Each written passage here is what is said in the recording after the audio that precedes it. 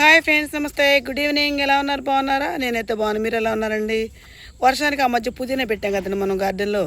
పుదీనా మొత్తంగా చనిపోయిందండి. మరి బతకదేమో అనుకున్నానండి. కొత్త మట్టి మూలాన చక్కగా తెల్లటి ఆకులతో చక్కగా వచ్చేస్తుంది. ముడత కూడా పోయిందండి చాలా వరకు.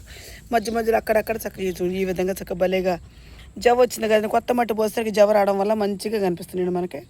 ఇందులో చెత్త కూడా బీగుదాం అనుకున్నాను కానీ సాయంత్రం బీగేస్తానండి ఈరోజు.